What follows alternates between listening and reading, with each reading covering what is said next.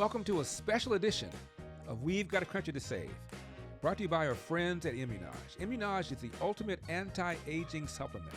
Since I've been taking it, I feel energized, at the top of my game, and people keep saying I look younger. So, go to Immun'Âge.com and use code Larry for 10% off. Also brought to you by Freedom Chat. Freedom Chat has true end-to-end encryption, no storage of messages on the server, and no commercial use of user data. That way you can speak freely and message privately. Download the app today and subscribe to my Freedom Chat channel at Larry Elder for exclusive posts and never-before-seen content. We also thank Impactful Pictures, Old Glory Bank, Patriot Mobile, My Pillow, and AmFed Coin and Bullion. Be sure to like and subscribe to our podcast. Make sure to follow and subscribe to my channel on whatever platform you are using, whether X, YouTube, Facebook, or Rumble. And please patronize our sponsors so we can keep bringing you these incredible videos. And if you don't patronize our sponsors, well...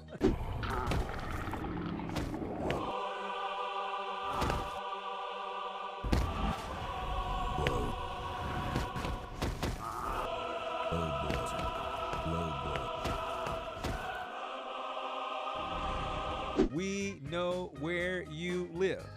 This is the wit and wisdom of Thomas Sowell. The key word among advocates of multiculturalism became diversity. Yes. Sweeping claims for the benefits of demographic and cultural diversity have prevailed without a speck of evidence being asked for or given. Name a few institutions in which diversity is championed without evidence. Gosh, the question would be, name one where that isn't the case. I would say the whole Ivy League, Stanford, Berkeley. Corporate America? Yes. It's really miraculous almost. I mean, I can't think of a word that has gained such widespread use and which is utterly unchallenged without one speck of evidence. If you look at societies that are diverse, they have all they can do to avoid mutual bloodshed.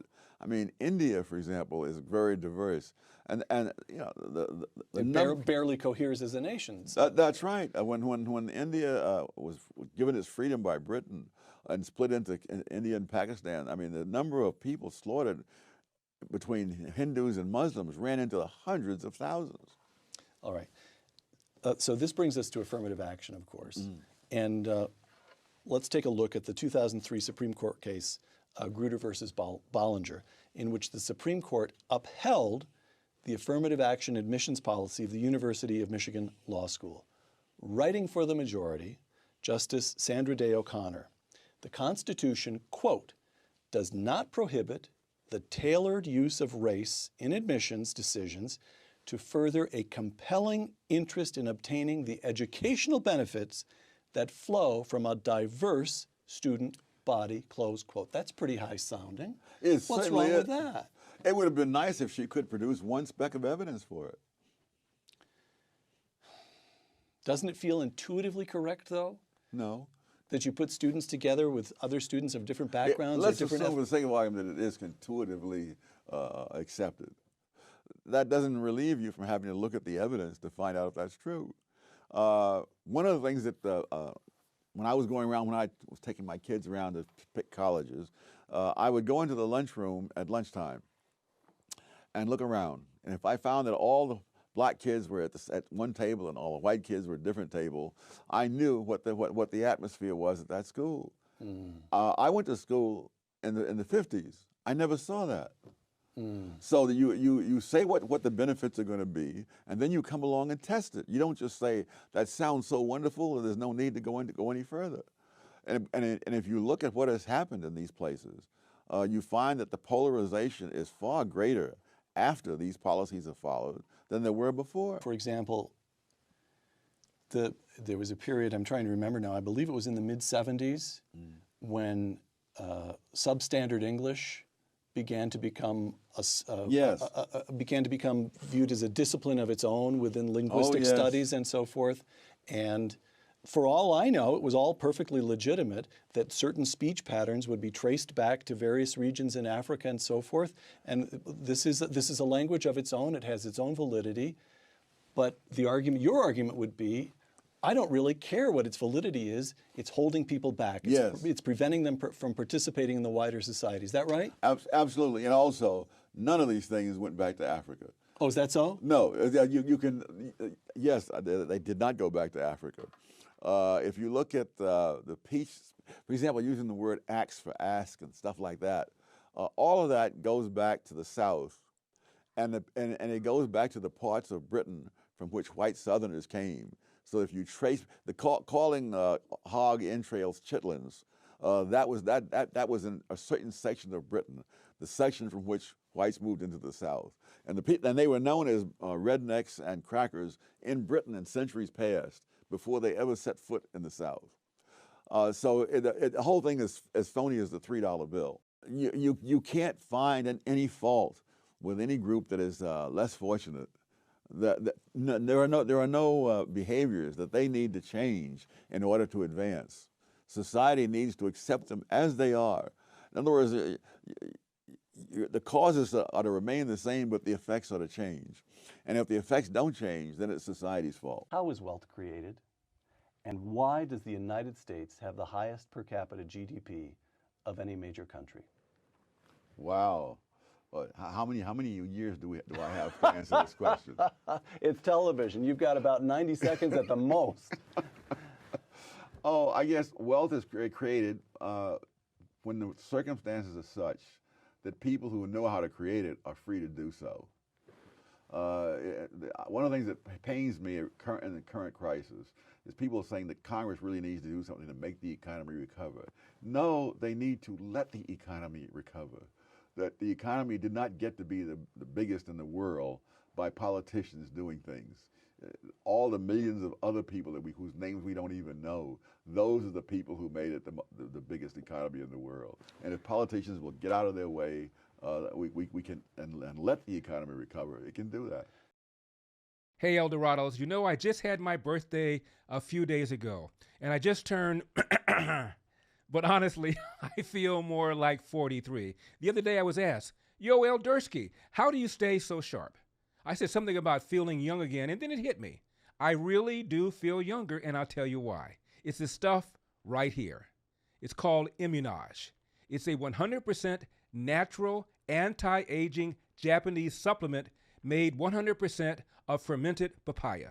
I've been using it daily for the past few months, and I've noticed a real difference. My immunity is stronger, energy's up. Even my skin is looking younger. Now, just pour this packet under your tongue. It's a powder. Let it dissolve. That's it. Tastes great, no pills to swallow, no hassle. If you want to look and feel younger and give your body something it'll thank you for, go to Immun'Âge.com. That's IMMUNAGE.com and use my code Larry at checkout. Immun'Âge, not too hard to pronounce, Immun'Âge.com, code Larry at checkout for 10% off. Please welcome to the program the CEO of Freedom Chat, Tanner Haas. My question, Tanner, is assume that instead of using Signal, they had been using Freedom Chat. Would what happened have happened? Well, I think there's a few reasons to suggest that it is likely that it would not have happened. Somebody was inadvertently added to a group chat, not with this phone number, but with the username. If I had two friends, one is named Larry Elder, the other same initials, LE, I accidentally added the wrong individual. That is really what happened. So let's make the phone number. That should be a verification right there. Number two is in a top secret group chat. You should have an approval process. So if you and I are in a group chat, Larry, with a few other people, and I want to add somebody to that group chat, then everybody in the group chat should have to approve that individual that I'm attempting to add. And until that approval process takes place, he should not, or she should not successfully be added to the group chat. It looks like he took a screenshot of the chat. Doesn't look like he took it with another phone. Freedom Chat prevents screenshots and screen recordings entirely. And as you know, if you try to take a screenshot within Freedom Chat, all you'll get is a blank white screen. And we prevent media from being saved as well. What's occurred on Signal, Telegram, WhatsApp is they allow one account to be on multiple devices. That to me opens up the door for security vulnerabilities, phishing, hacking, abuse. So that means that your phone number, Larry, you can log in on your iPhone, your Android, your iPad, iPhone number 2. And the more devices you have out there, the greater likelihood that something's going to happen. With Freedom Chat, we do not allow that, or we put a priority over privacy and security compared to convenience. So your phone number can only be linked to one device. Somebody tried to log in on another device with your phone number, the messages wouldn't even decrypt. It would say send a message, but decryption failed. Don't watch from the sidelines. Invest in freedom, invest in your privacy, and be a part of history. Speak freely and message privately with Freedom Chat. Download the app today. I had the privilege of interviewing him several times. Tom, you dedicated your book to Professor Walter E. Williams, who has labored in the same vineyard. I know Professor Williams, and I know how close you guys are. Labored in the same vineyard. Tell us a little bit about that. Well, I mean, it was a time back in the early 1970s when you might even say that Walter and I constituted what there was of the black conservative movement. He used to say the two of us should never fly in the same plane. I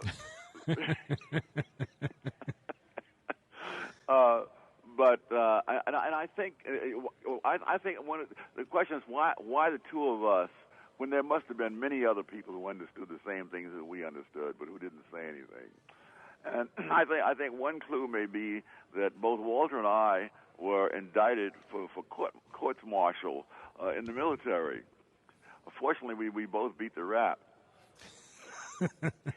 In my case, by dumb luck, that there was a disputed conversation, and there was a key person who happened to be on the phone with someone in that office at the time of the conversation. He overheard in the background what was said. And so all the lies about the people who were in the office didn't carry any weight because he was in with the colonel. Tom Sowell, you know there's a famous article written by the playwright David Mamet called Why I'm No Longer a Brain-Dead Liberal, and he credits you with causing him to rethink his assumptions. What do you think about the fact that so many people have looked at your work, you've written over some 40 books, and you've caused them to rethink their assumptions? How do you feel about that? Well, I think in many cases they were already had great skepticism about some of the things they had heard. And so what I was saying more or less confirmed or coalesced what they were already suspecting. That would be true of Walter, whom people sometimes claim that I converted. Walter came to see me because he had already reached certain conclusions, and someone said, there's another guy who said the same thing. In your book, you talk about how people should not expect success to be evenly or randomly distributed among individuals, groups, institutions, or even nations. And you talk about a study where somebody followed about 1,400 people with IQs of 140 and above for about a half a century. And it turned out that some of them fared out well, some of them fared out okay, some of them didn't fare out very well at all. And it turned out a bigger factor had to do with family background and whether or not their families were involved in education, whether or not there were books in the home. Those were factors that affected even these people that were extremely bright in terms of having a high IQ. Absolutely, and in my case, I think my whole career would not have been possible without the particular family in which I was raised, which was not composed of educated people. I mean, nobody in that family had ever graduated from high school, and most had not graduated from grade school. But they were interested in education, and they were interested in me. And so I remember one family member, I never saw her with a book in her hand unless she was bringing that book to me. Because she was a live-in maid for a wealthy family that had two kids slightly older than me. And so all the things that those kids outgrew, she would bring them to me, including books and so forth. And it was my family in New York who met a very highly educated and cultured boy in Harlem, and they made it a point to get him to sort of take me in hand and take me to a public library and things like that. And had I met that boy on my own, given how I was when I was 8 years old, he would have meant nothing to me.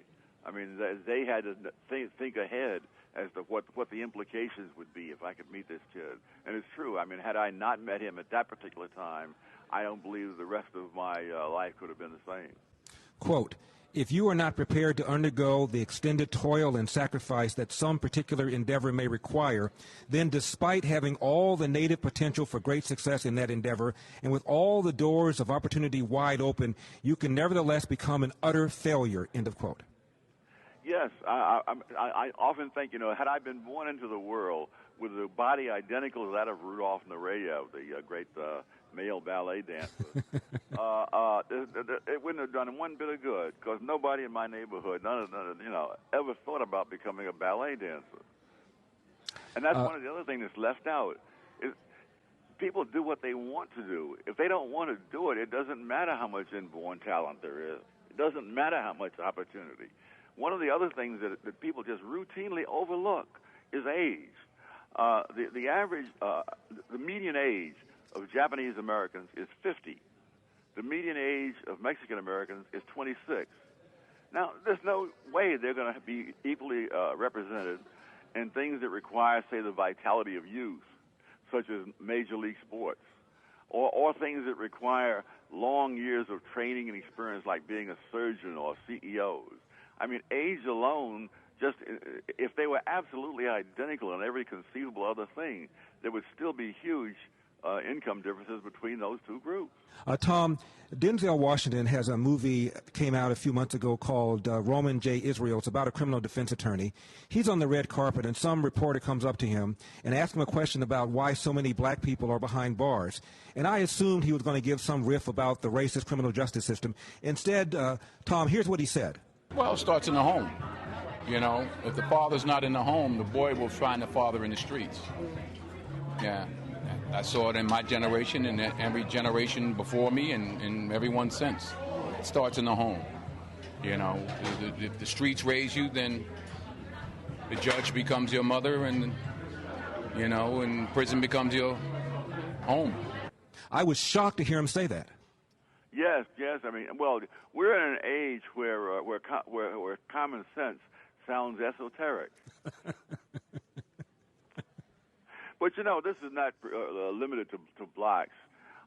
In Britain, there was a study done that showed that 27% of the men who are behind bars had been rescued by child protective services at some point in their lives. When you're raised in that terrible kind of environment, and there have been studies here that show that the offspring of men who have been in prisons end up in prison 7 times as often as the average person. Your book is about group disparities, whether or not the disparities are because of internal differences or whether they're due to external differences. What do you mean by that? Well, there are 2 kinds of internal differences mainly. One, the social circumstances in which people are raised. And then about 100 years ago, the big fashion was genetic determinism. People don't understand that 100 years ago, the progressives were absolutely leading a stampede toward genetic determinism, just as they're leading a stampede towards everything is discrimination today. And I find very little evidence, when you look for evidence, of genetics or discrimination being some automatic explanation. I mean, with genetics, whenever I find some group that is doing very well educationally, and you can get data on how much time they spend on their schoolwork, this is always some group that is spending a huge amount of their time on their schoolwork compared to other groups. Now, someday if I find some race of people who don't pay any attention to their schoolwork and who outperform some other group of people who are reading and studying all the time, then I'm willing to consider genetic determinism. But I haven't found any examples of that in all these years. What is your reaction when you hear expressions like white privilege or like the school-to-jail pipeline that Hillary kept arguing that black males were victimized by? Oh, it's despicable. Because what you're saying is that you're taking the side of the criminals, you're taking the side of the kids who misbehave in school, and the biggest victims of both are other black people. I mean, this thing that Obama had, that you can't have a disproportionate number of black males disciplined in the school. Well, that assumes that all groups behave the same, that black males misbehave the same amount of time as Asian females. Now, nobody in his right mind believes that, and yet that argument was used. And again, the people who are the biggest victims are the black kids who go to school to learn and who can't. Incidentally, this is not a problem limited to blacks or even to the United States. The exact same thing happens in England, where in some of the lower class white neighborhoods, a kid who wants to study can find himself beaten up. A couple of them one year were beaten up so badly that they had to go to the hospital. You know, and what you're doing is destroying their only chance in life in many cases, in order to either indulge yourself in a fantasy or else to try to keep the black vote paranoid, so that they'll turn out on Election Day for the Democrats. What about this expression, Tom Sowell, white privilege? Well, I have a whole section about words, the redefinition of words. Mm-hmm. If you judge outcomes, if you judge whether there was privilege by what the outcome was, you get all kinds of silly results. Not only in the United States, but say in Malaysia, where the Chinese have higher incomes than the Malays. And I've seen scholarly studies where the Chinese are said to be privileged. Now, in Malaysia, the government has programs and by which Malays have to be preferred in colleges and in both public and private employment. So the Malays are the ones that are privileged. They just don't use their privileges as well as the Chinese use their smaller opportunities. Tom, you talk about the minimum wage, which was the first federal minimum wage was 1938, but you talk about how inflation essentially made it a non-issue until 1948. Quote, what is particularly striking, however, is that there was no significant difference between the unemployment rates of black and white teenagers in 1948.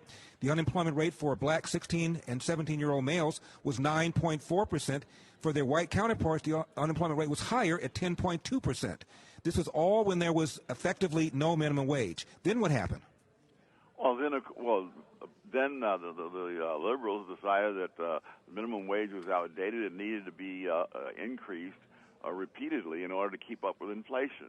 And then so in later decades, I mean, it's been many decades since the minimum wage, since the unemployment rate was that low for either blacks or white.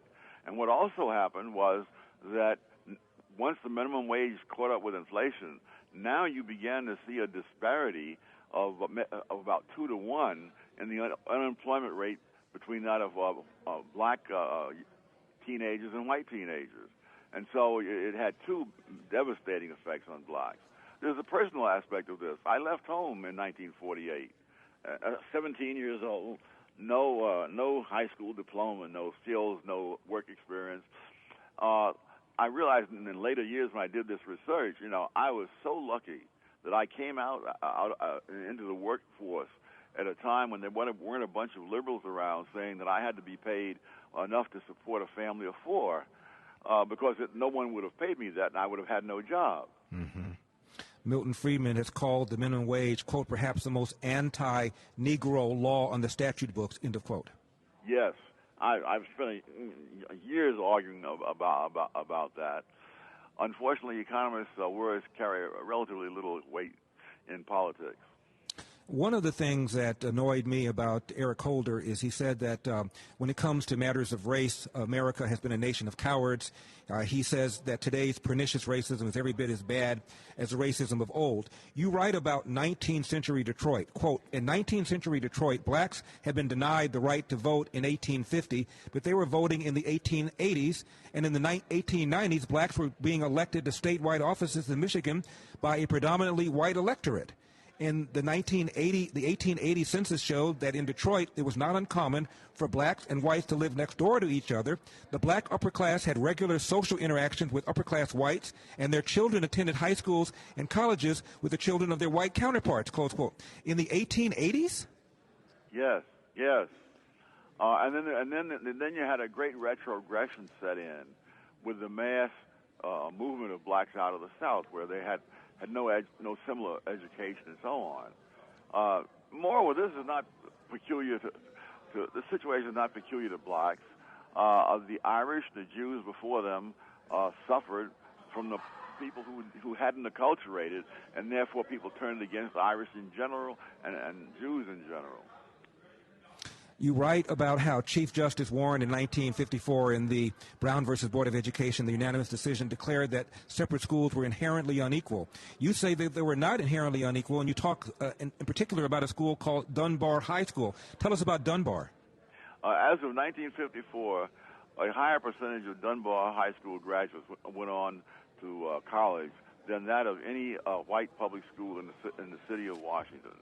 As far back as 1899, there was the same tests were given in the 4 academic high schools in Washington at that time.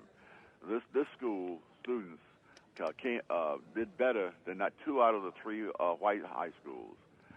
So it was not the segregation; it was a whole host of other things. Let's talk about your writing about schools like the charter schools, the Harlem schools, the Success Academy chain. You said it, quote, surpassed all public schools in the state in math, even their counterparts in the whitest and richest suburbs. We're talking about in 2013, 5th grade. Yeah, well, it was not every school, but it was every school district. And in some of these school districts, the average family income ranged from 4 times that of in the Success Academy schools to 8 times that in the Success Academy schools. And nevertheless, the Success Academy schools did better than any school district in New York State. And the Success Academy schools are located primarily in places like Harlem and South Bronx, Bedford-Stuyvesant, and so on. And there's a long list of parents willing to get in them, but they're just a shortage of spaces. Yeah, the last time I checked, it was 50,000 people on the waiting list.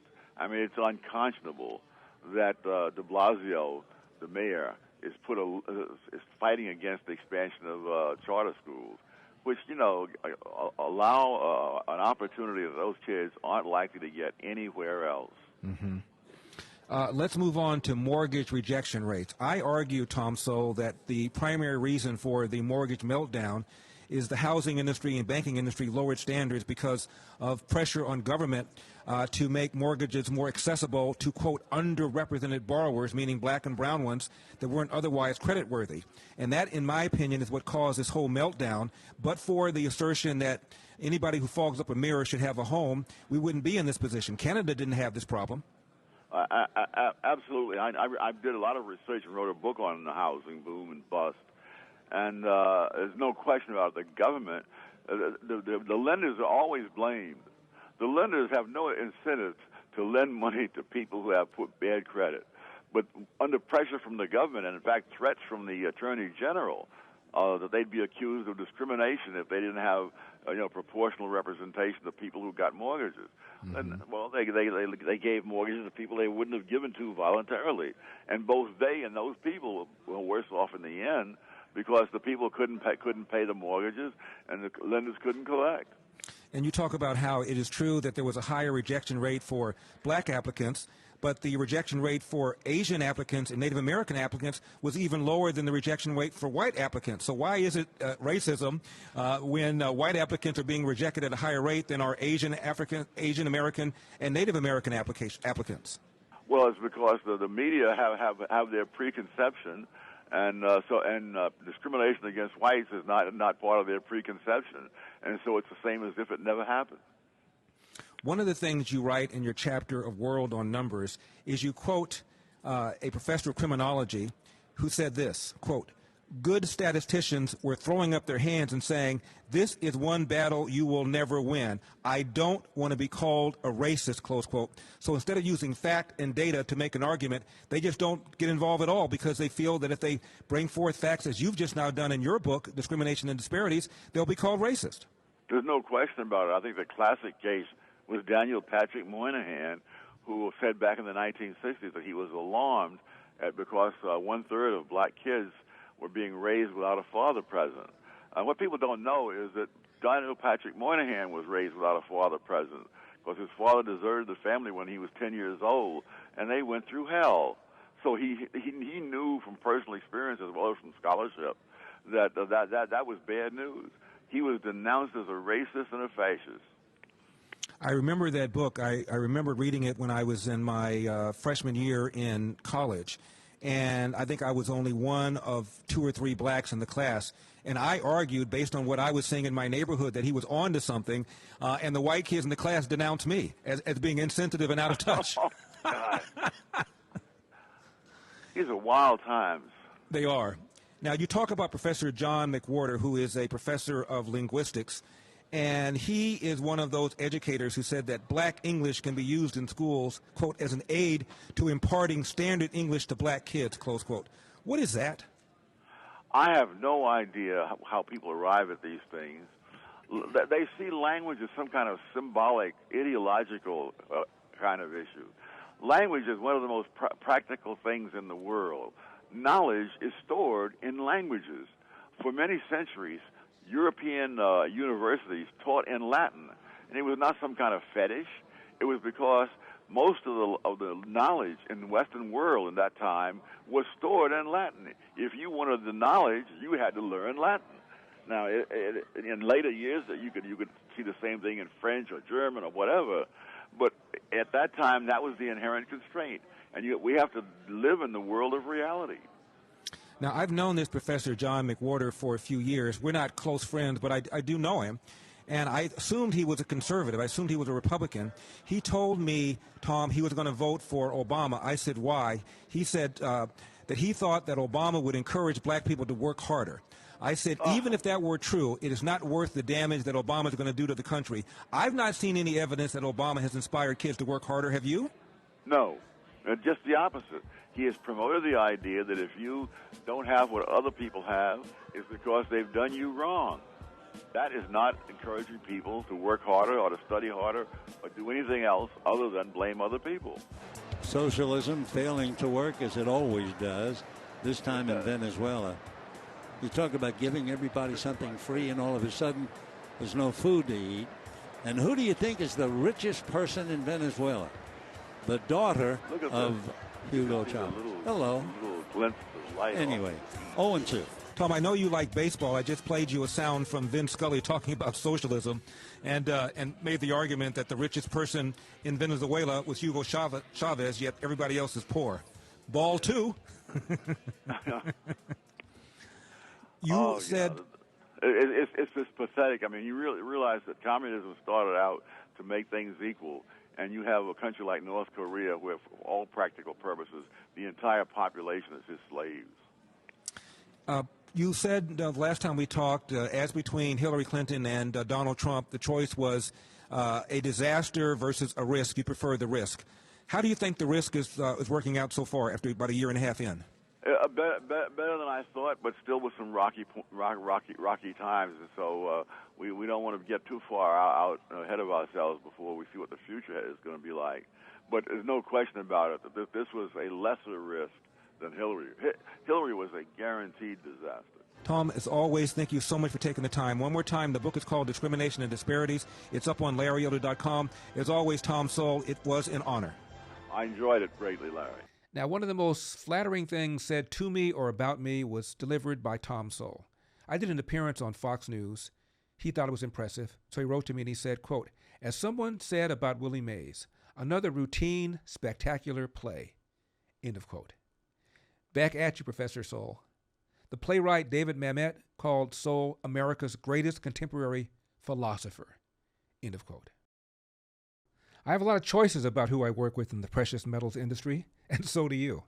I really love the fact that for over 45 years, AmFed Coin and Bullion has been serving buyers and sellers of coins and precious metals. AmFed has earned a reputation for providing helpful information, transparency, and fair pricing.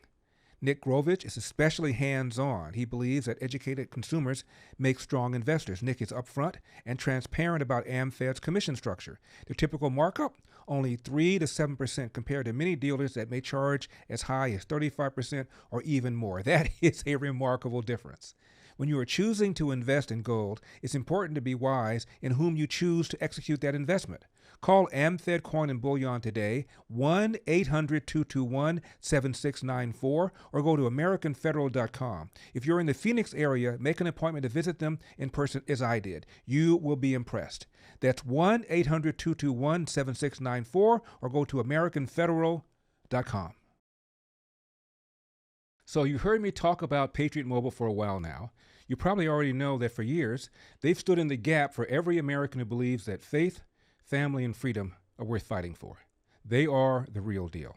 But did you know they've got cutting-edge technology too? Switching is easy. No store visits, no hassle. Keep your number, keep your phone, or upgrade. Their 100% US-based team can activate you in minutes right over the phone. And get this, Patriot Mobile is one of the few carriers with access to all 3 major U.S. networks. That means exceptional nationwide coverage, plus they can even put a second number on a different network on one phone. It's like carrying 2 phones in one. They have unlimited data plans, mobile hotspots, international roaming, internet on-the-go devices, and home internet backup. You can't get this from the big guys. So what are you waiting for? Make the switch today and experience the Patriot Mobile difference. Go to patriotmobile.com/Larry or call 972-PATRIOT, and right now use promo code Larry for a free month of service. Switch to Patriot Mobile and defend freedom with every call and text you make. That's patriotmobile.com/Larry or call 972-PATRIOT. Now, I wrote this nearly 30 years ago. I call it Personal Pledge 32. The only minor alteration is saying read a newspaper every day. In our digital age, maybe one should sample several news sites each day. Take it away.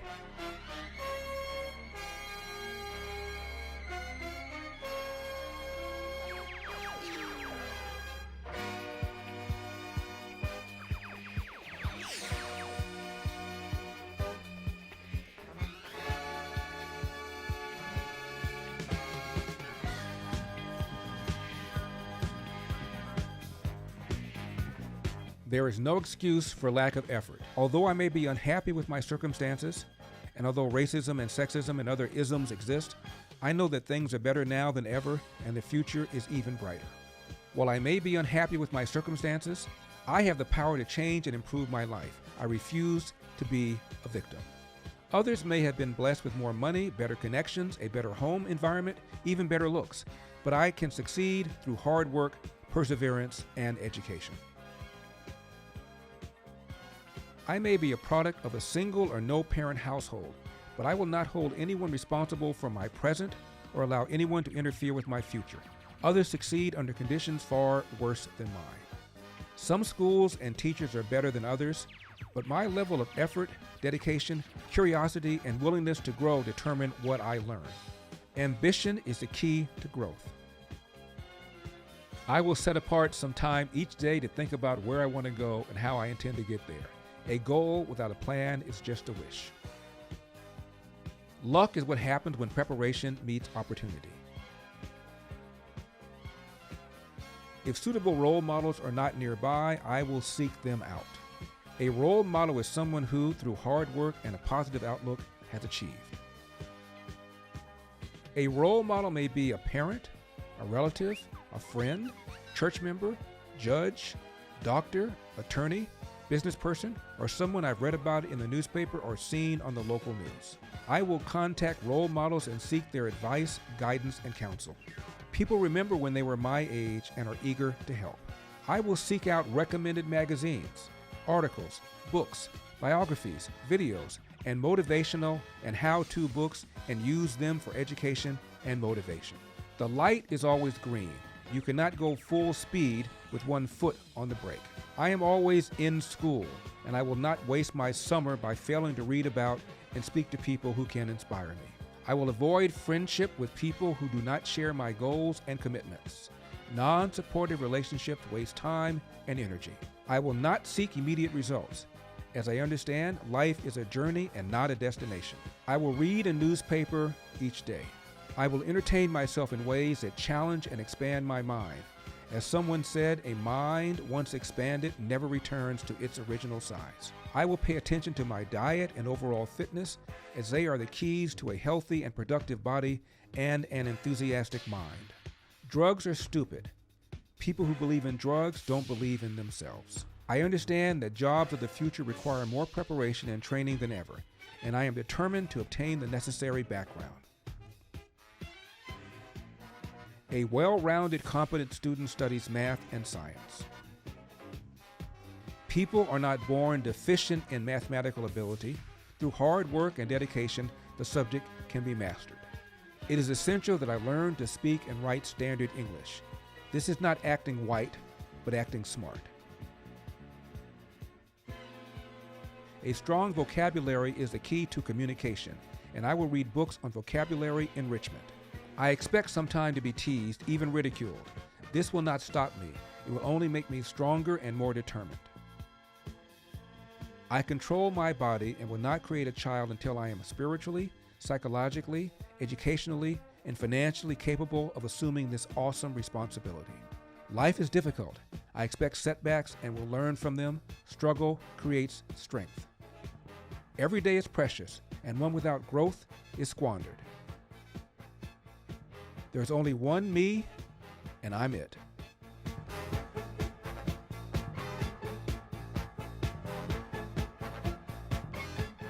For whatever reason, my father thought he was going to die at the age of 36. So he wrote this letter to my brother to give him guidance when my brother Kirk was 2 years old.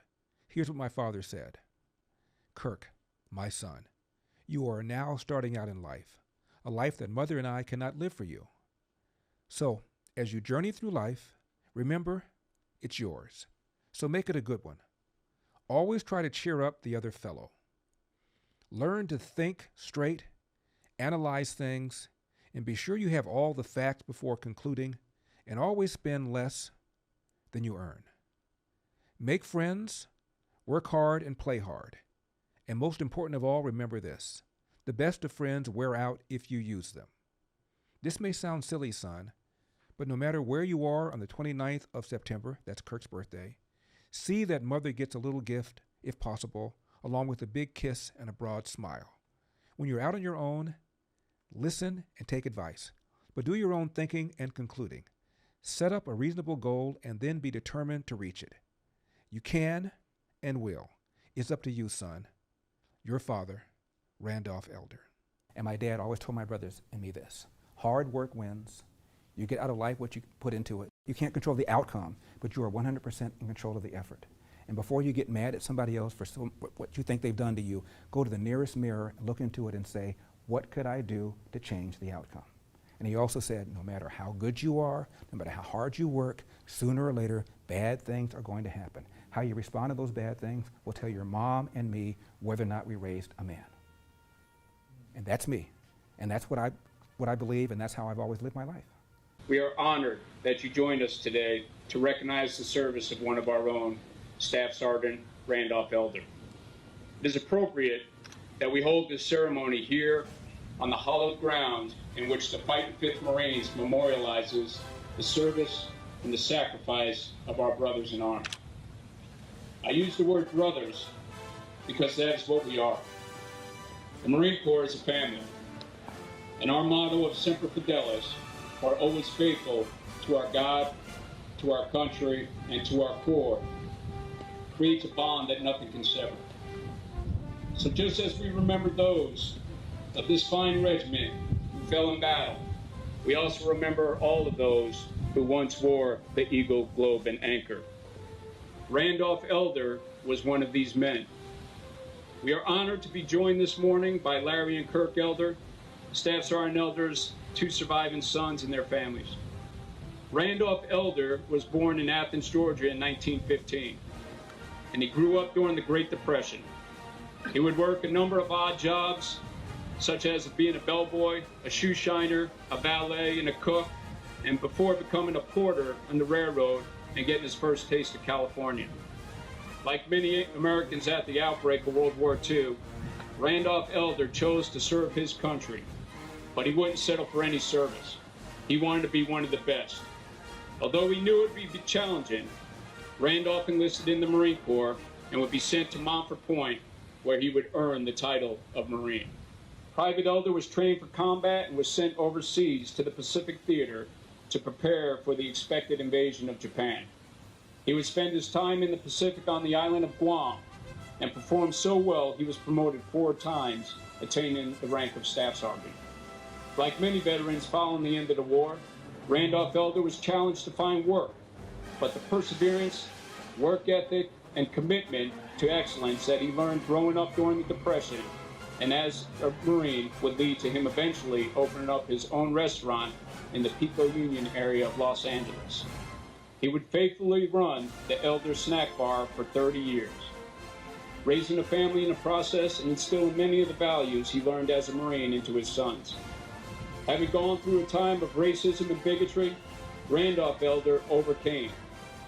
He would raise his sons to understand that the sky is the limit and they should follow their dreams.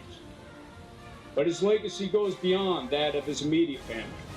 The hard work, superior performance, and professionalism of Staff Sergeant Elder and his fellow Montford Point Marines broke down the barriers and opened the doors for future generations of African Americans, resulting in a Marine Corps today in which one is judged on the value they bring to the table and not by their race, color, or gender.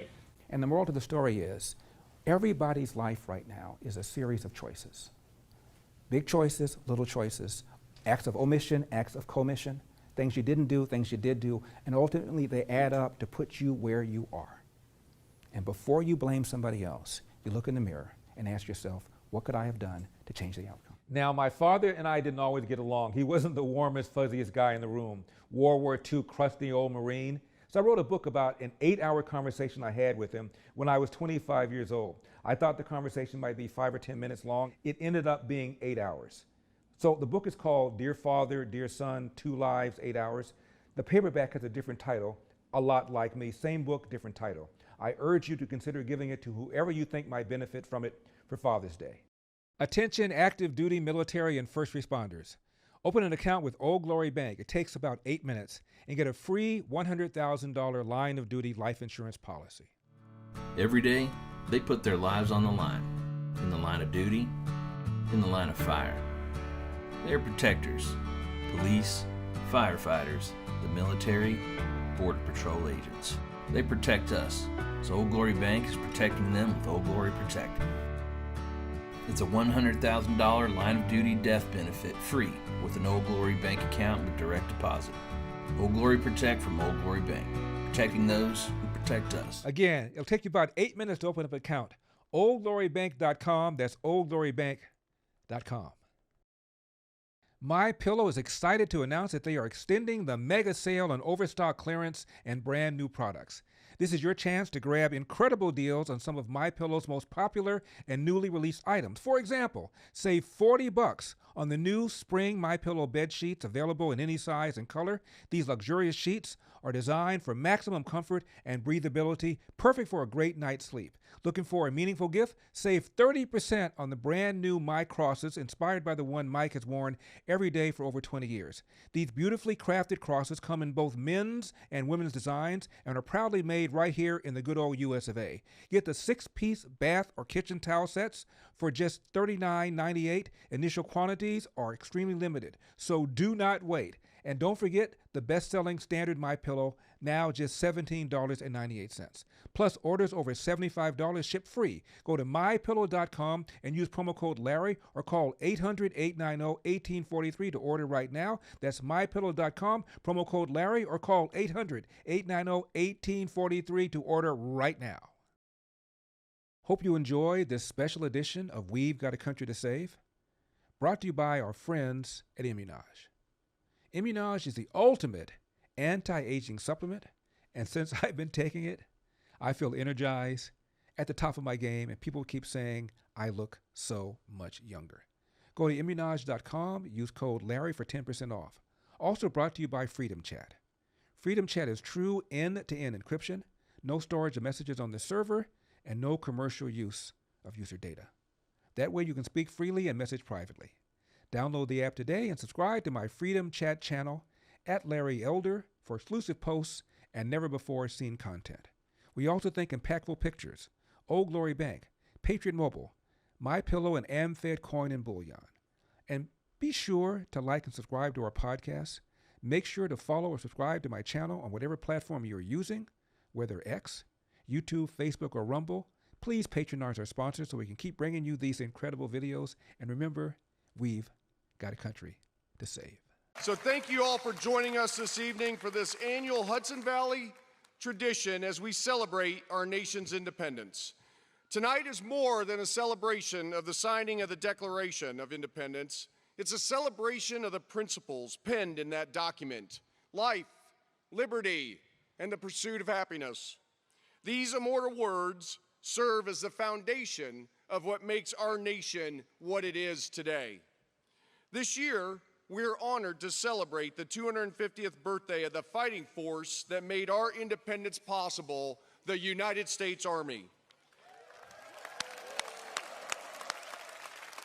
A year older than the nation it defends and serves, your United States Army has a rich history and legacy of service, sacrifice, and dedication. A legacy by all who have borne the title of American soldier and defended our values and the principles that our founding fathers declared in the assembly room of Independence Hall in Philadelphia in 1776. Tonight, we not only celebrate generations of American soldiers, but all of those who have worn the cloth of our nation throughout its history.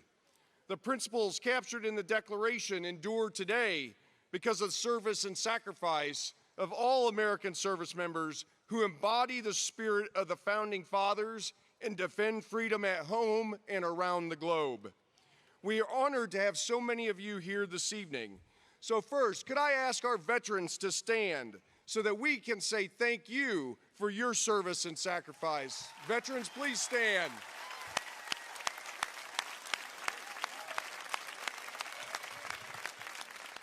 The United States Coast Guard.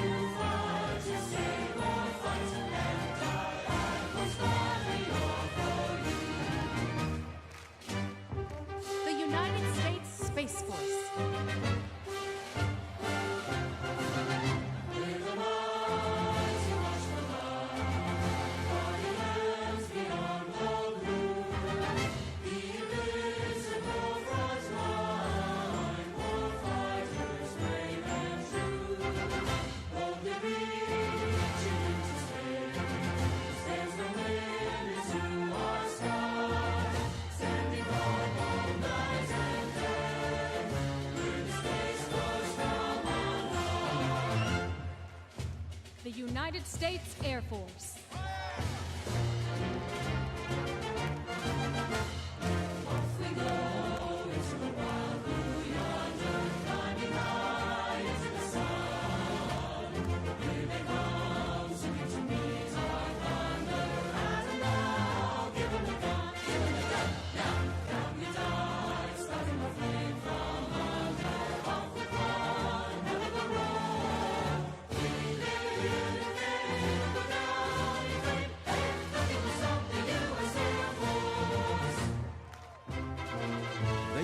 States Navy.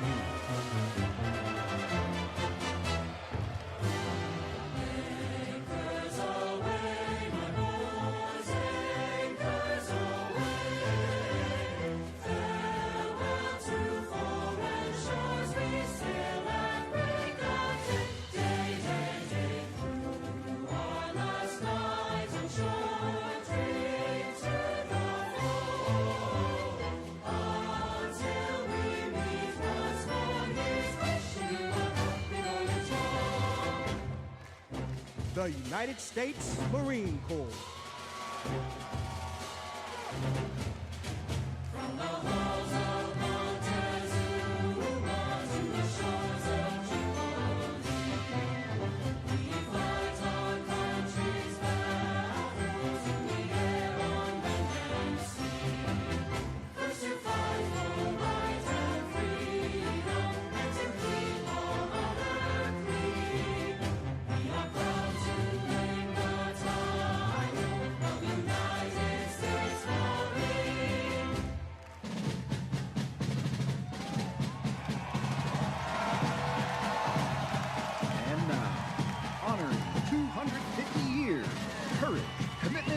service, the United States Army.